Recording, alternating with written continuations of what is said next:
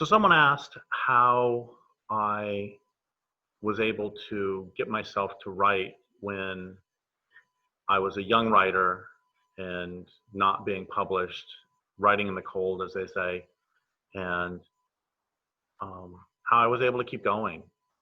And it's a really important question for young writers because you do have to spend years and years writing and for the most part not getting published because you have to learn the craft.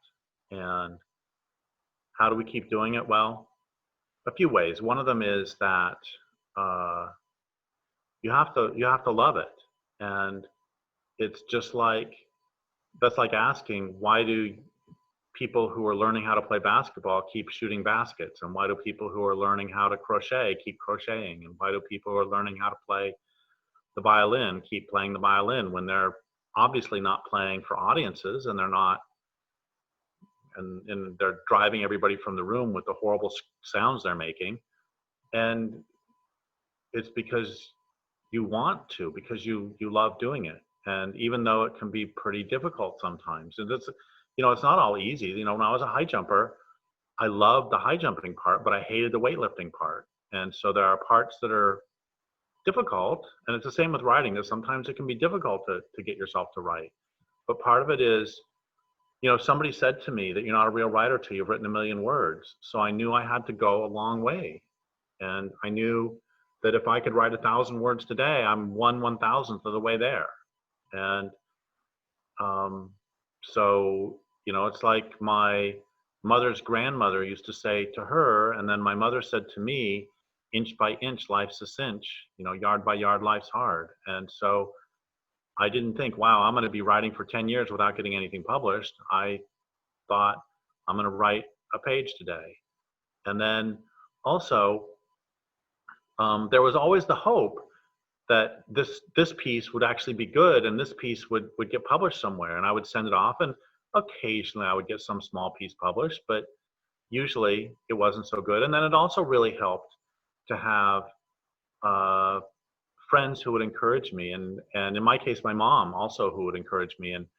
And what I have told young writers to do is to write down on a piece of paper, this is really good, I want to read another story by you, and then hand that to a friend of yours.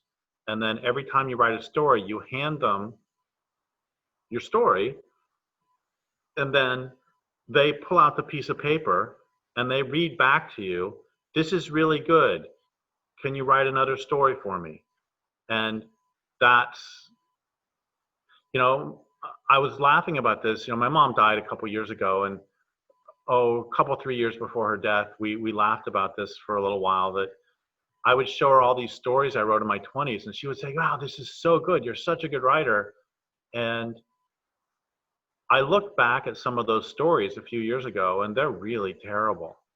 And I was saying to my mom, those stories are pretty terrible. And she's like, oh yeah, I knew it, they were just awful. But what are you going to say? And it reminds me of this story I really like about this one famous chef. She's a pastry chef. She's famous for making wonderful pies or something. And she started making pies when she was like 4. And she still remembers the first pie she ever made. And she gave it to her grandfather, who ate a piece and said, wow, can I have another piece? That is so good. And as an adult, she said to her grandfather, do you remember that pie? And he said, oh yeah, it was one of the worst tasting things I've ever had in my life. And that's not what he said to her when she was 4. When she was 4, it's like he forced down 2 pieces. So it's find a friend who will encourage you and who will tell you it's really good. Because you have to get through those 1,000,000 words, and it's going to take encouragement, and find someone who will give you that encouragement. And because eventually you will have a critical mass of self-confidence. And I use the word critical mass like in a nuclear reaction, that at some point your self-confidence can be self-sustaining and will be a self-perpetuating reaction. But at first, it's probably not going to be that. And you're going to need to get that confidence from outside. So you need to find somebody to give it to you.